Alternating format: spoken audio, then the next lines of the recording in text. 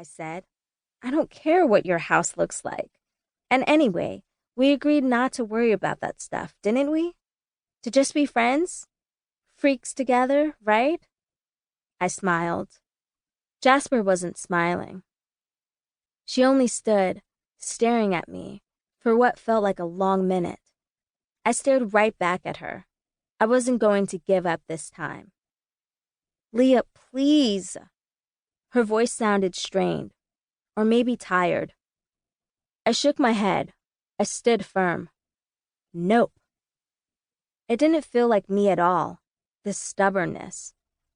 It wasn't a thing I'd ever done, to insist on anything this way. But I wasn't feeling quite like myself. I was a different me suddenly, blunt, honest. I wanted to know Jasper, more than I could remember wanting anything. It felt like I needed to know Jasper. I didn't like the feeling that she could drift away from me again, that she could disappear.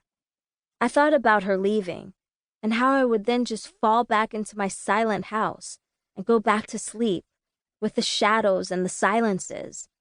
And I knew I didn't want that to happen. I needed that not to happen. So I stared at her, silent, waiting. She looked down at her feet, and their flip-flops, so I looked at her feet too. They were a mess. Her toes were filthy, grubby from the bus and the streets. Orange nail polish chipped and grown out. They were sad toes. We could paint our nails, I offered. At your house. I could paint yours, and you could paint mine. It'll be fun. You don't understand, said Jasper, turning away from me, walking away from me. You really don't. I don't know why you're doing this.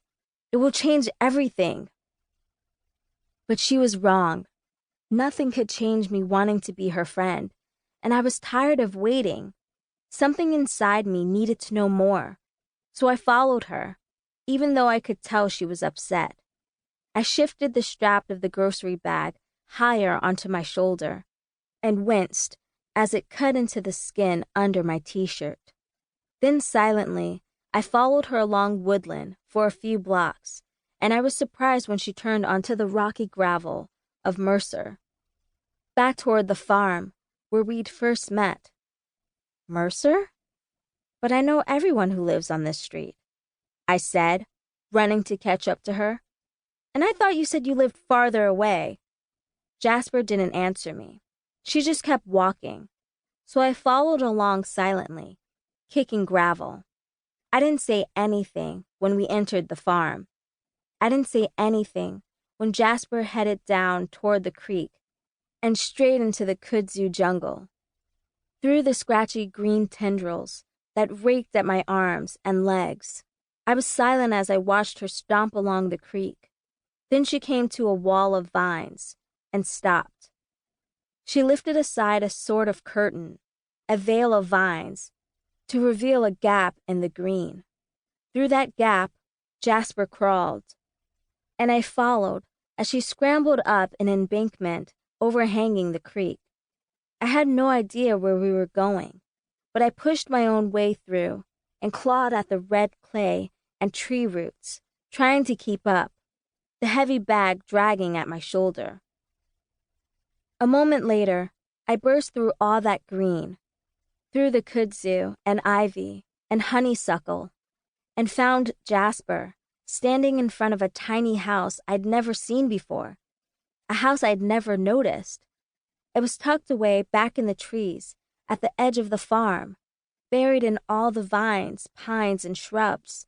I could barely make out the weather-tanned color of the clapboards, so overgrown it was in green. Situated like that, the house was blocked from view on all sides, hidden and buried in overgrowth.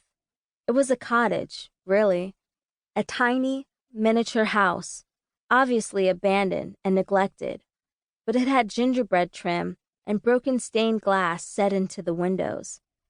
I could tell it had been beautiful once, like something from a fairy tale, but vacated long ago by the elves or hobbits or fauns who had once lived there. A bright blue